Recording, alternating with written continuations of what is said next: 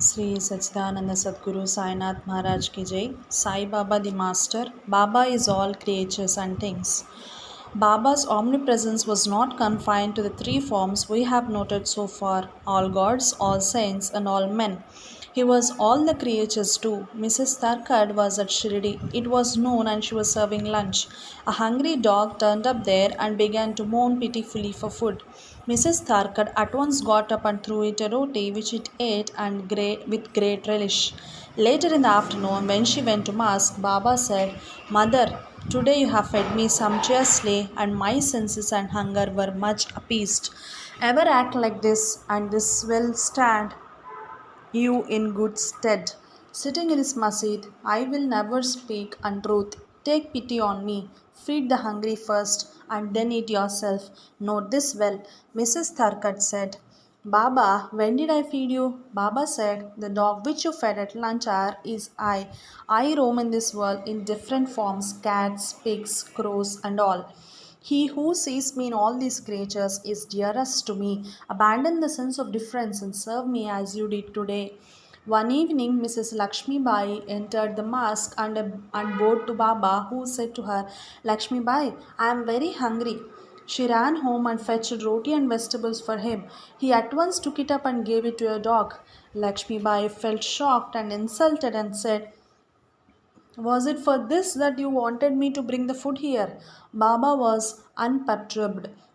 He said, why do you grieve over such a small affair? The appeasement of its hunger is the same as feeding me. The dog had a soul. The dog has a soul, though it cannot communicate with us. Remember that whoever feeds the hungry feeds me. Baba begged his food from 5 houses and he ate it in Masjid. Mrs. G.S. Kaparde, who stayed at Shirdi for a number of days, used to offer him food at the Masjid. Once she visited Baba to her lodging for meal. This she did day after day for some time. One day Baba promised her that he would go to her house. That day, when she was preparing various dishes, a dog came there. Mrs. Kaparde was afraid that it might pollute the pure dishes. Not finding anything handy with which to drive it out, she picked up a burning brand from the hearth and threw it at the dog, and the creature ran away. That day, too, Baba did not turn up. So she took the food to the mosque. On seeing her, Baba said, when I came to your house, you threw a burning brand at me. Mrs. Kapate caught his point and repented for her inadvertence. Hansraj stayed at Shirdi with his wife for a considerable time and was cured of his asthma by Baba's grace. Baba told Hansraj that he should strictly avoid taking curd and sour and hot items of food. But Hansraj was too fond of curd and privately told his wife that he would rather give up his soul than stop eating curd. So they prepared curd every day for 2 months, but Baba somehow prevented him from eating it. Every day, when the couple went to attend the noon aarti at the mosque, a cat used to steal it from their lodging and eat up that curd. One day he was furious and decided to punish the cat. So he stayed away from the noon aarti and watched for it.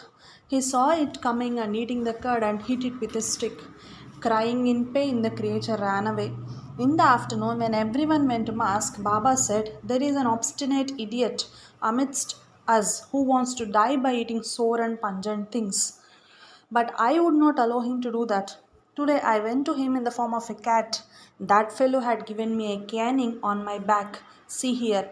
So saying, Baba exposed his back and Hansraj noticed scars of severe caning. Hansraj repented for his stupidity and thereafter gave up eating the things which Baba forbade. Baba had to prescribe the remedy to his patients and make them adhere to that and suffer at their hands. Sainthood is no rosy privilege. How much such a one as Baba has to suffer from the violence that people commit on dumb creatures, receiving and experiencing as they do all the pain and misery not for a day or two at some point in history but to the end of the time.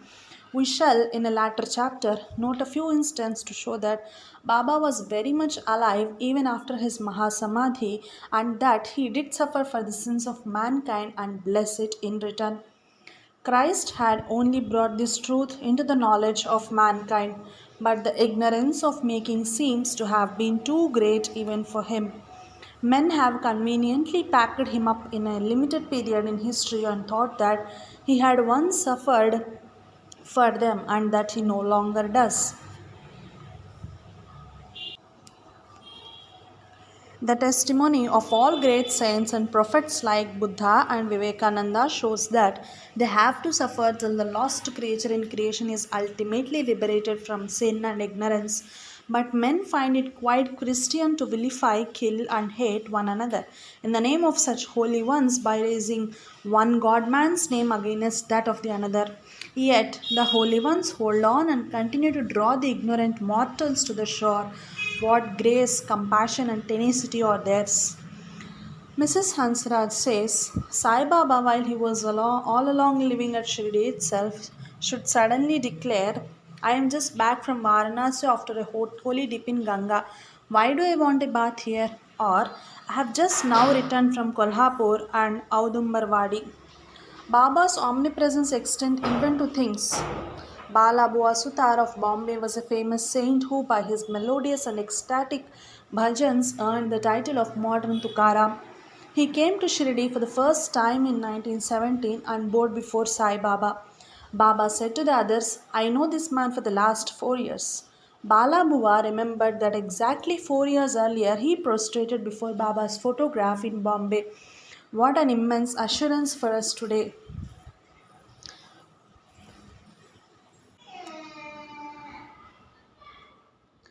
Baba Saheb Tarkad of Bandra was a Prarthana Samajist.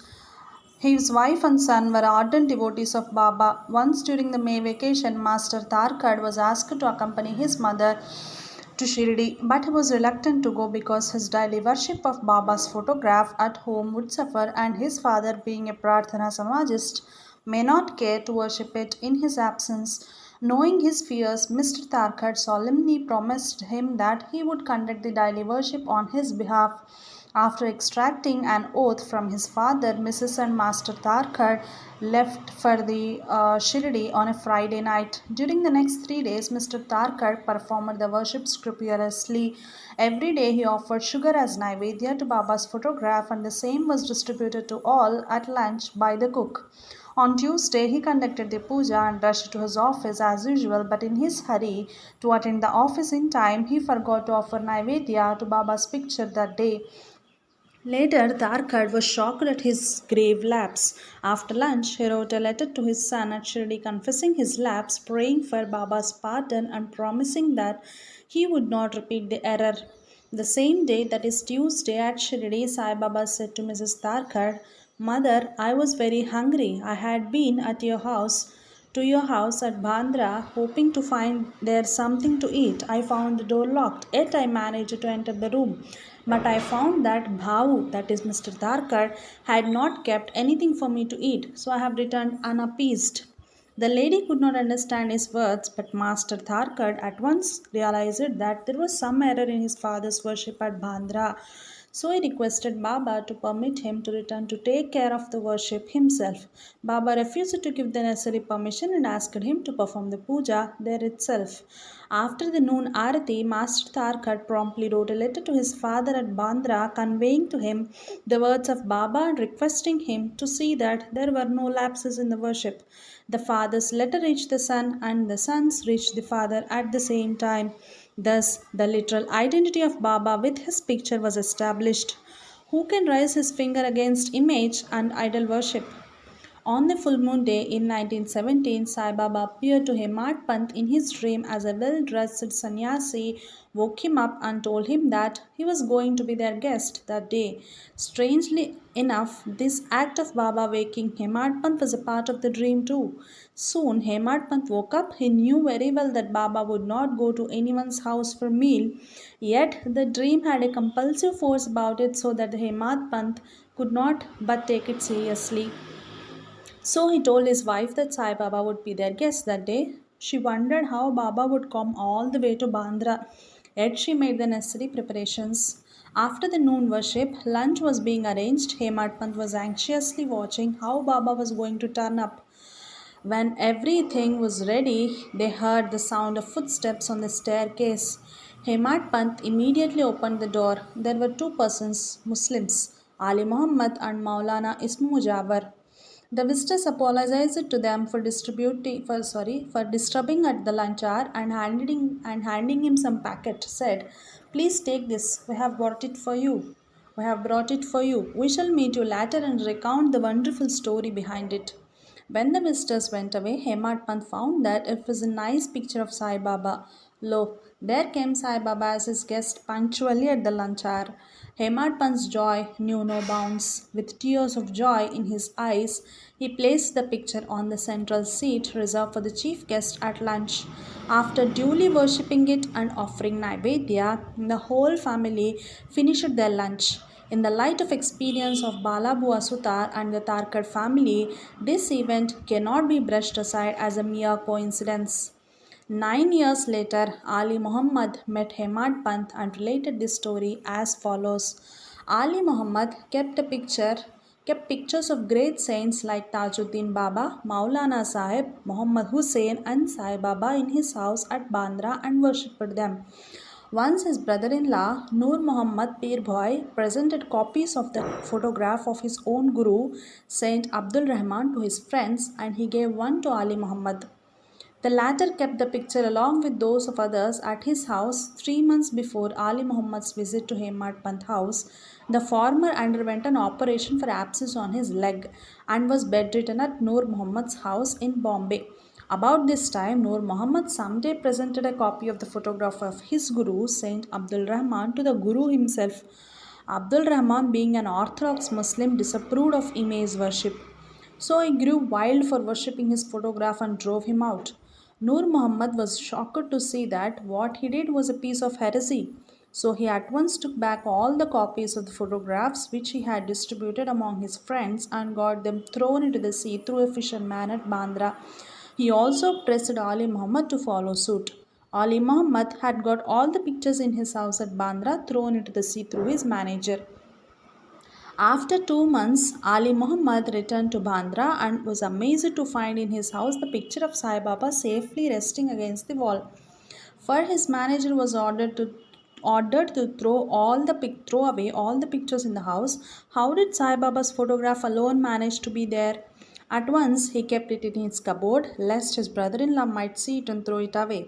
When he was thinking how to save it from destruction, it occurred to him probably Baba had inspired the idea that he should seek Maulana Ismu Mujawar's counsel.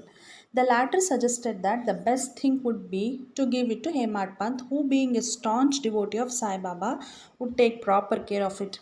So it was that picture that arrived at Hemad Pant house punctually on time for lunch, and Sai Baba told him of his arrival in advance.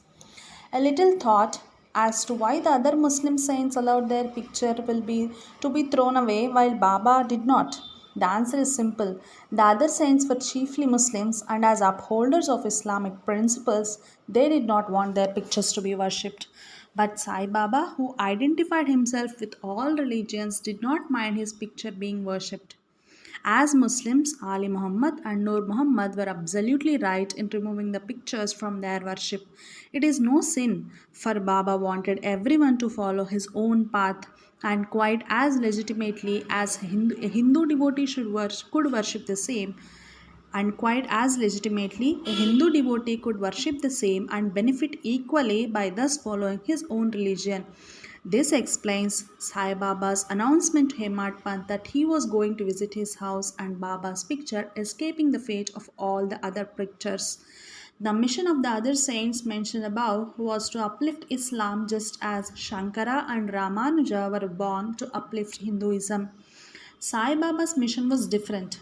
His is the religion of tomorrow. If mankind has a future, if it has no future, Sai Baba's is the only possible way of ensuring it.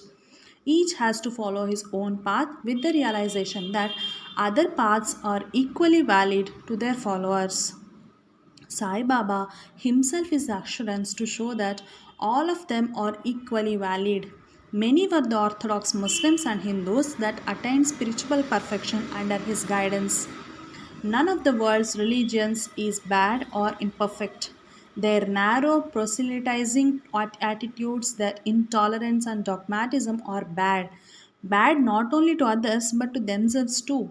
for intolerance and rivalry or the life breath of politics of destruction. They are an expression of the lingering beastly instincts of a Stone Age man. Devoid of all these evils, all religions are the very blueprints of a future mankind of supermen. And Sai Baba, in the tradition of Kapir, is the surest guarantee of this truth, which no one who has eyes encouraged everyone to follow his own way and helped everyone to get out of pitfalls which he encountered him. Returning to our main theme, Kaka Sahib Dikshit once came to Shirdi to invite Sai Baba to his son's sacred thread ceremony at Nagpur. Nana Sahib Chandorkar too arrived there to invite to his son's marriage to Gwalior.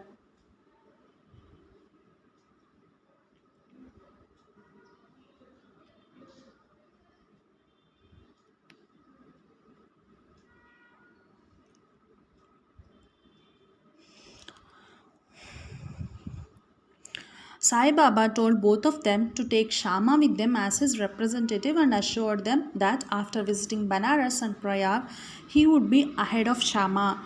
Then Shama started, and after attending the two functions at Nagpur and Gwalior, he visited the holy places Banaras and Ayodhya. He spent 21 days at Ayodhya and 2 months in Banaras. Then he went to Gaya and stayed in the house of a priest. When the Shirdi party arrived there, a big photograph of Baba was there, fixed in the central hall. Shama was overwhelmed by Baba's love, and his eyes were brimmed with tears. He was told that the priest visited Shirdi 12 years earlier. There, at the house of Shama, he saw a big photograph of Sai Baba which he loved to possess. When Shama asked Baba whether he should give the picture to the visitor, Baba told Shama to do so. And thus it came to Gaya years ahead of Shama. And strangely enough, Shama happened to stay at the same priest house, and Baba knew of this far ahead. The devotee could realize the literal truth of Baba's assurance that he would be ahead of him. Till Shama saw the picture, neither he nor the priest remembered anything of their previous acquaintance with each other. It is not as though Baba's picture is a living force only to those who were his staunch devotees. It is so even with others. Kaka Maharaj of Dhopeshwar was a famous saint. When he once visited Pune, he was surrounded by a crowd of his devotees. Every one of them requested him to come his home for dinner. Among them was Sai Baba's devotee, H.V. Sathe. The Maharaj told him that he could not oblige him. But by evening, the great saint had himself sent word to Sathe that he would visit his house. Sathe, who received the message to his office, at once returned to his house and made the necessary arrangements.